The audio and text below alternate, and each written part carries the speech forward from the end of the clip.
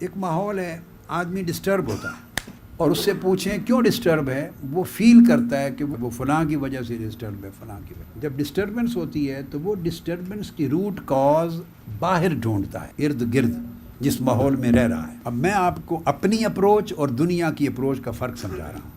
مجھے نہیں معلوم کون درست ہے کون غلط ہے، کون درست ہے کون غلط ہے اللہ جانے، مگر میں اپنی اپروچ اور دوسری اپروچ میں فرق بتا رہا ہوں۔ میں چونکہ کسی اور زمانے میں رہتا ہوں تو میری اپروچ بھی ڈیفرنٹ ہوگی۔ نظر تو آپ کو اسی زمانے میں آتا ہوں مگر رہتا کسی اور زمانے میں ہوں۔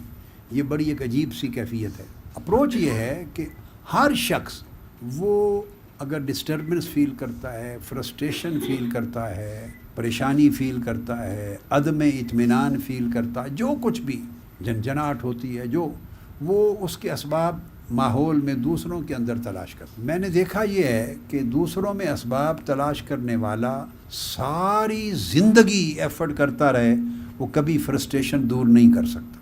اس کی فرسٹریشن دور ہوگی ہی نہیں، ہونی ہی نہیں ہے۔ یہ پتھر پہ لکیر ہے، 2 + 2 4 کی طرح۔ میری دانش میں اس نے تشخیص ہی غلط رخ پہ کی ہے، وہ کبھی دور نہیں ہوگی۔ اب آپ پوچھیں کہ وہ پھر فرسٹریشن کی روٹ کاز کہاں سے تلاش کرے؟ اس کی روٹ کاز اس کے من میں ہے، اندر ہے، باہر کوئی نہیں۔ تو جب آدمی دوسرے میں تلاش کرتا ہے ڈسٹربنس اور فرسٹریشن کی روٹ کاز، اس کا کبھی علاج نہیں ہوتا، اس کی بجائے من میں تلاش کریں۔ جب آپ اپنے من میں تلاش کریں گے اور اس کی اصلاح کریں گے تو ہر دوسرے کے ساتھ مل جل کے رہنے کے لیے جو کمپیٹیبلٹی ہے، جو ایڈجسٹمنٹ ہے، جو اڈیپٹیشن ہے، جگہ بنانا، اسپیس کریٹ کرنا ہر دوسرے کے ساتھ رہن سہن کی، اور اس کی اونچ نیچ کے ساتھ اپنی اونچ نیچ کا ٹکراؤ نہ آنے دینا۔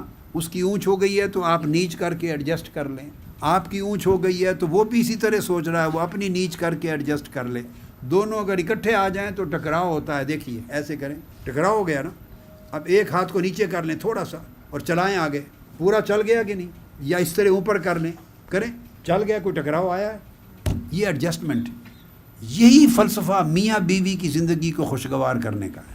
شادیاں جب ہوتی ہیں تو شوہر کسی اور ساری ان خوبیوں کے ساتھ آتا ہے، بیوی کسی اور طرف سے آتی ہے، ٹکراؤ۔ کوئی بھی زندگی جہاں 2 افراد یا 2 سے زائد افراد آپس میں انٹریکٹ کرتے ہیں، اس میں خوشگواری پیدا کرنے کا اصول ہی ایک ہے، یا یوں یا یوں۔